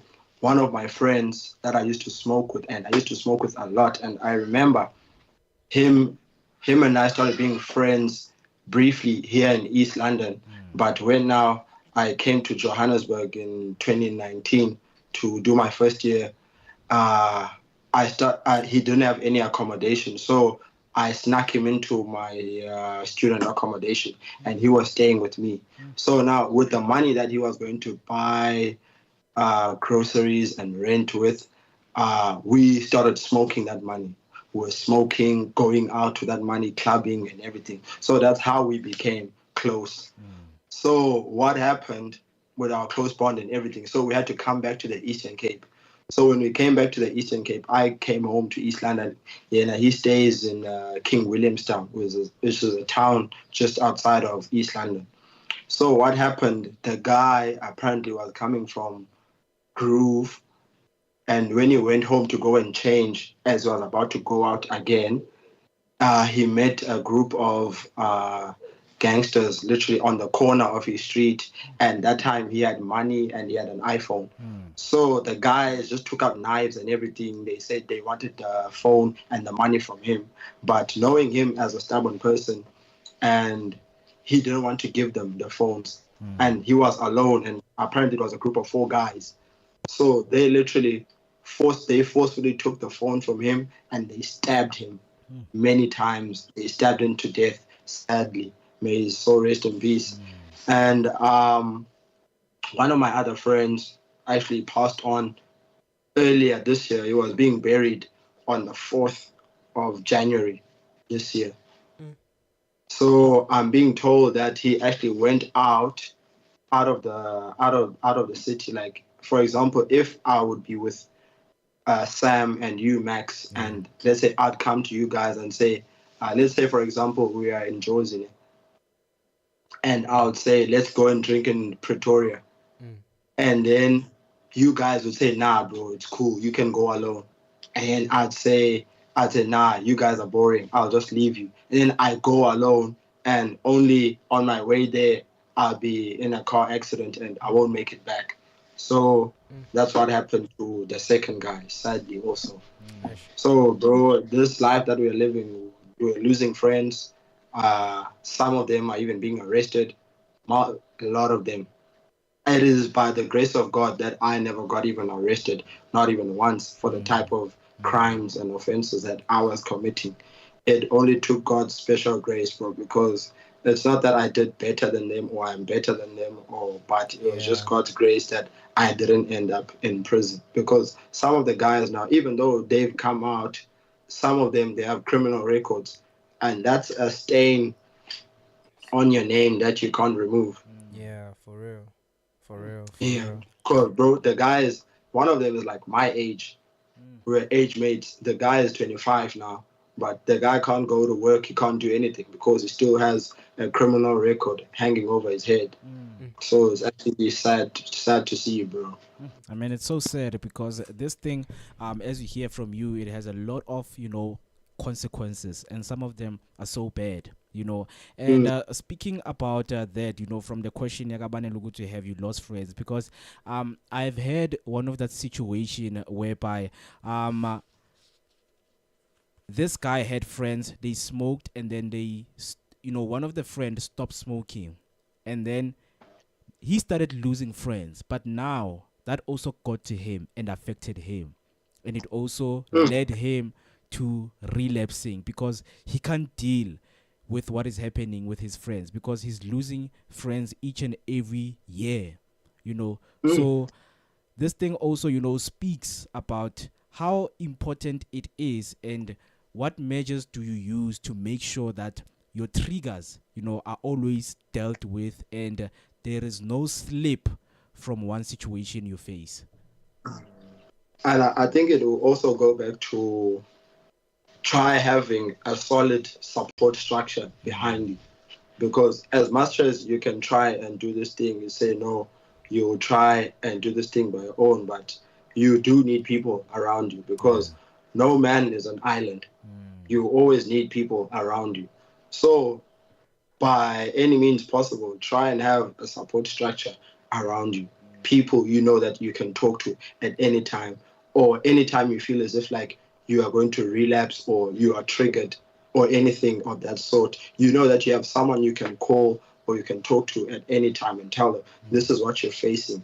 And for that person now to also encourage you, because one thing about relapsing is that you would come from afar knowing that after each day, each week, each month, let's say you're like 6-7 months on your journey, it is always good to have people around you who are going to tell you, you can't throw away all those months away of being sober and just for one experience or just one hit that will now take you back. You have to start from scratch, because that was one of my driving forces, that I've come so far, I can't afford to go back. And the crazy thing about when you relapse, you actually go harder than you were going before. So it's very dangerous to be relapsing. Yeah.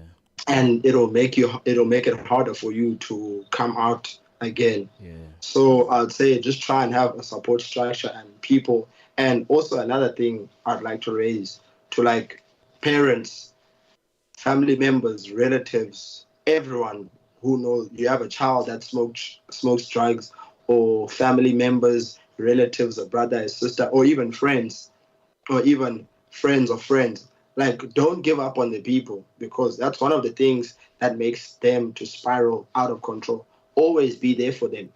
I know that they'll be doing things that you do not like.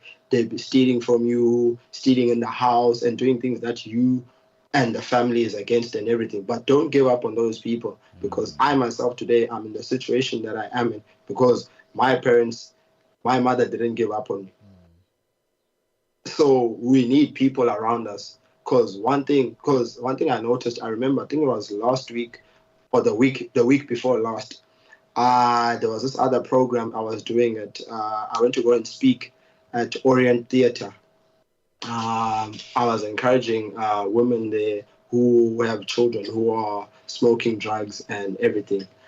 One thing those mothers and the women that they were saying, that they said one thing that annoys them the most is the fact that these children, they'll be misbehaving and doing very wrong things, especially to them. Then they say now, out of anger, they'll be tongue lashing their children, and now even to a point where they even curse the children, which is now, the more you do that, you are chasing them further and further away from you, and you're actually sending them to the streets, where they get to the streets, they're going to be destroyed even the more. Whereas you need to put a shoulder over a child and ask them what is going on. Like, ask them, what can I do to assist you to come out of this? Those are the things you need to be hearing when you're in that deep and dark hole, instead of just chasing them out of the house and giving up on them. Because at the end of the day, you're the parent or the guardian or the family member of this place, and no other place. If you don't feel safe at home and you can't find any refuge at home, where else would you find it? So my message is parents that they should encourage their children and they should not give up on them, because we need, as a community and as a country, to support people who are going through these things and to give them the assurance that we won't give up on them and we are willing to extend a helping hand to get them out of that dark hole, and eventually it'll happen. Thank you so much, man, for that. And I hope whoever is a parent is watching out there is learning a lot from you.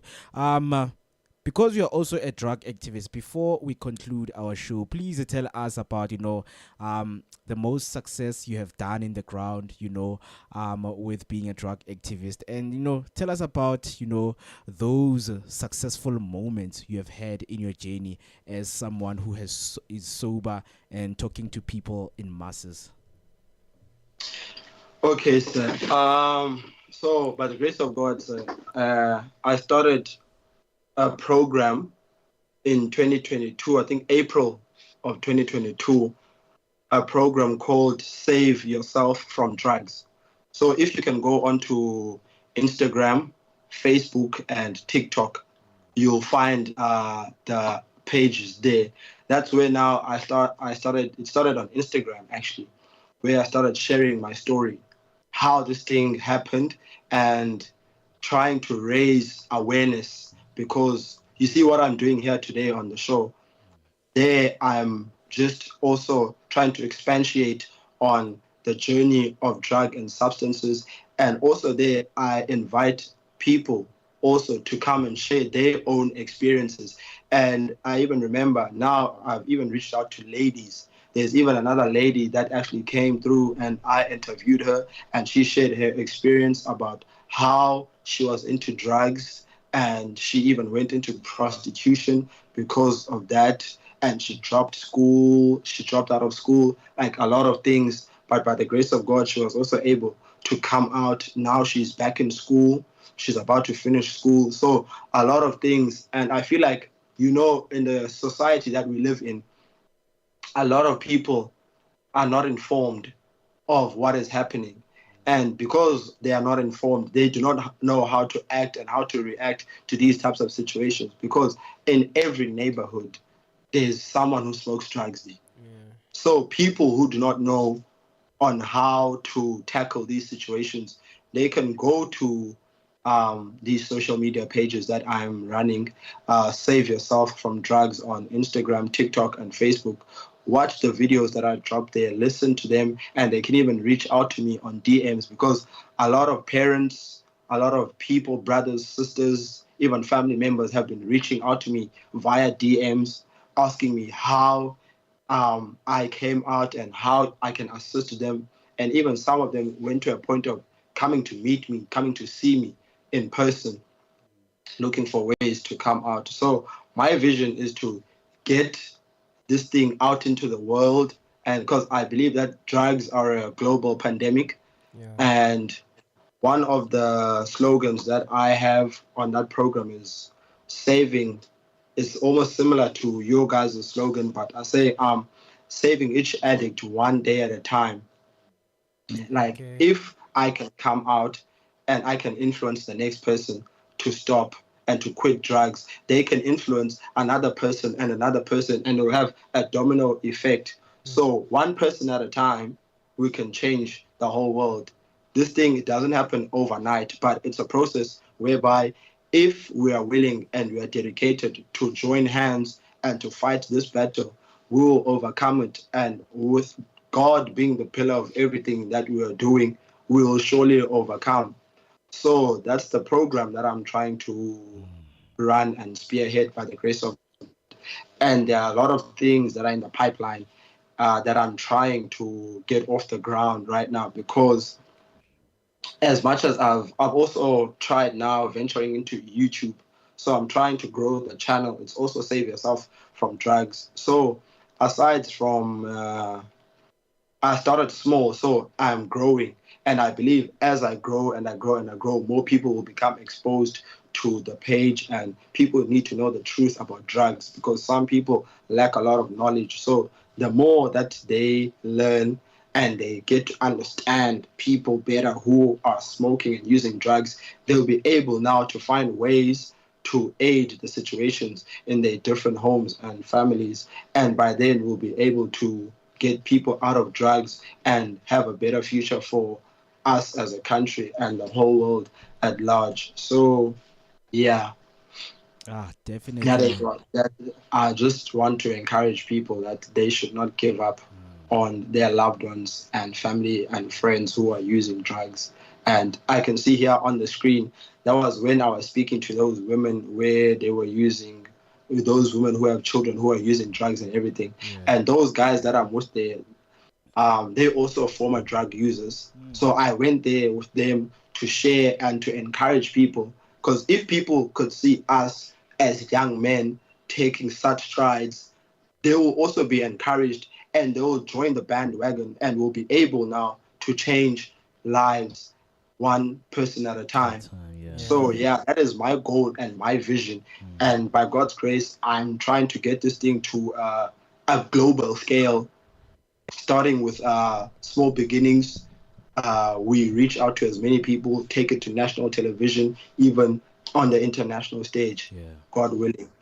Thank you so much. Hoping that people will reach out to you, in your social media pages, so that they can get to know more and be informed about what you do, so that awareness can be spread all over the world. So right now, before we close, can you please just talk to a parent who is having a difficulty with the handling and, dealing with their children who are smoking drugs, and somebody who is watching right now who is struggling, from quitting drugs? What can you say to them? Firstly, I would like to say this to anyone who is currently smoking and using drugs. You feel as if you're lost, you don't know what to do or who to reach out to. But I'm telling you today that if I can do it, you can do it also. You just have to believe in yourself and take a step. Get down on your knees. If you think this thing, because one thing that I know that is also written in the word of God is that we are not fighting against flesh and blood. So get on your knees, pray to God, ask him to give you strength to overcome your stress, and he'll take you from oblivion to pavilion. Because one thing that we should know is that there is nothing impossible for God, and with God, nothing shall be impossible. So we should just keep the faith, we pray, ask God to give us strength.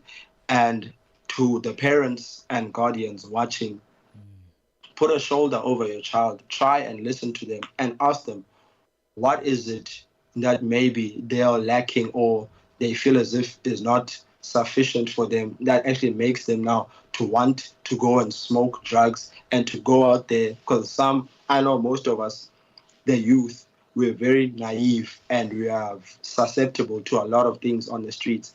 some of us, I remember I asked one of the guys that I used to smoke with as we were smoking, I asked them, have you guys realized that all of us here in this trap house as we are smoking, there's no father figure in all of our homes?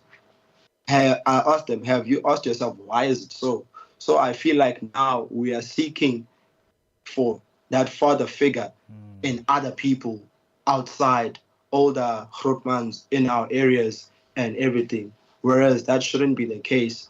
We should now be able, and parents should bring a platform for their children to be able to be free to speak to them about everything, because some of them you'll be bottling things inside because you can't even speak to your parent about this thing, and the more you bottle and bottle these things, they will explode, and you don't know how you'll explode and spiral out of control. So parents and guardians, family members, friends, if you have family members, friends, don't give up on them. Carry on encouraging them. I know they might be doing things that will even discourage you as someone who loves this person, but don't be discouraged and carry on encouraging the people, and just put a hand over their shoulder, ask them at all times, and also offer the helping hand that will now then a person will see eventually, actually, what I'm doing is not right.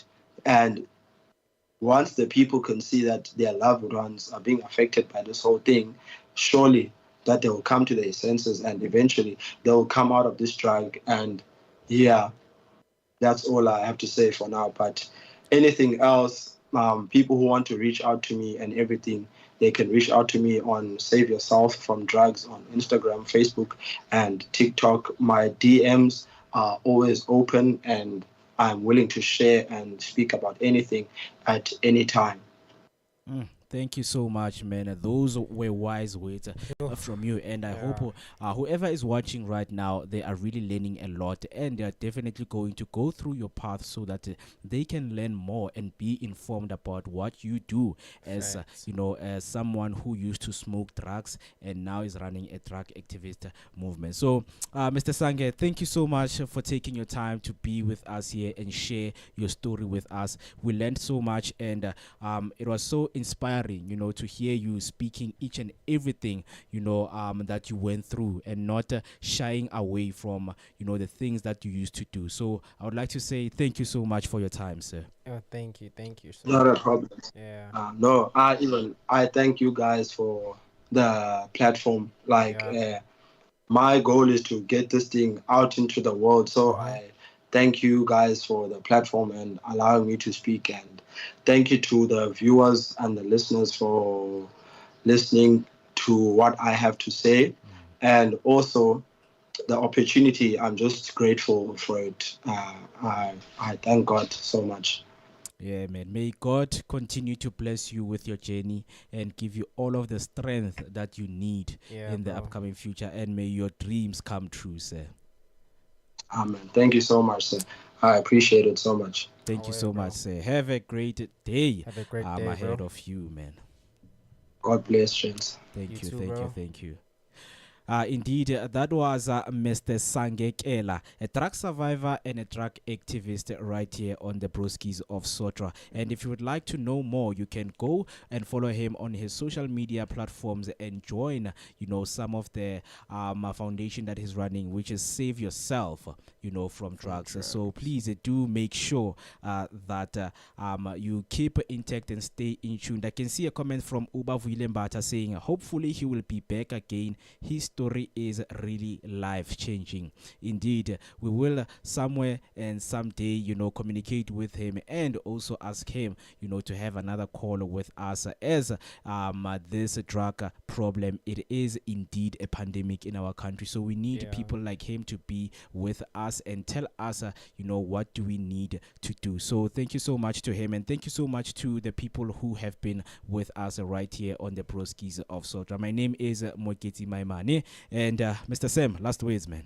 I just wanna say, guys, please, please find, get yourself help, guys. Like, no matter what, you know, from my brother's words, you could see, always be there for your brothers or siblings or friends, or now now I mean, I've learned something. I could see, no, like, even my brother who uses drugs, so I don't have to like step away. Like I have to be there for him, ask him. Yeah, well, maybe I'm the only safer place because he's always with me. You see. So yeah. Thank you, bro, for the advice and all that. Yeah. It's all about the support structure that you get, and always to take care of the people that you are around, so that whenever they need help, you are just right here to help them. This was the Broskies of Sotra. Please tune in next week, same time, same place, right here on Share Radio, brought to you by Share Online. You can follow us on our social media platforms. We are Share Online on each and every social media platform. So guys, let us say goodbye to you. We're just gonna leave you with some beautiful music that we have right here at home. And talking about music, we still have the awards that are coming on the 14th of December right here on Share Radio, which are the Share Online Music Awards. So if you want to submit your music right here, you can simply visit our website, which is www.shareonline.co.za. It's www.shareonline.co.za. And if you want some inquiries and you don't know how to submit your music, you can send us a text on 061-524-7758. 061-524-7758. Thank you so much for being with us. We will see you next week. Right now, ngikshia ngoshedo ati shwele baba. Umangonile shwele baba. Everything that I have done in my life wrong, nyatolisa, please grant me the strength to continue and to serve your word in this life that we are living. Thank you so much.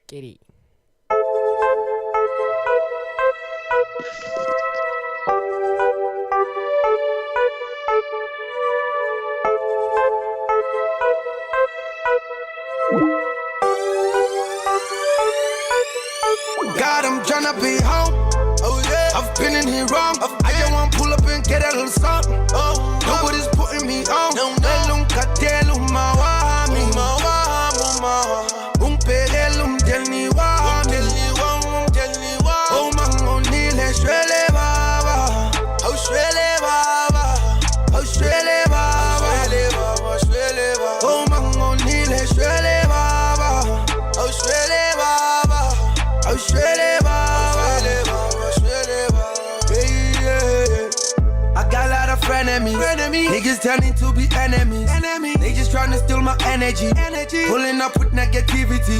They talk loud on my back, but when I'm around, they keep on acting friendly. The other day, I bust a nigga out, and now I'm trying to get another remedy.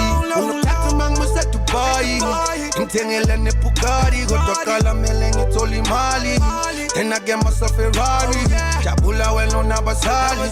Over minute time, Alamanglazi. Go to Mama. You're listening to Share Radio, the best online visual radio station in town. Tune in now and enjoy the best music from around the block.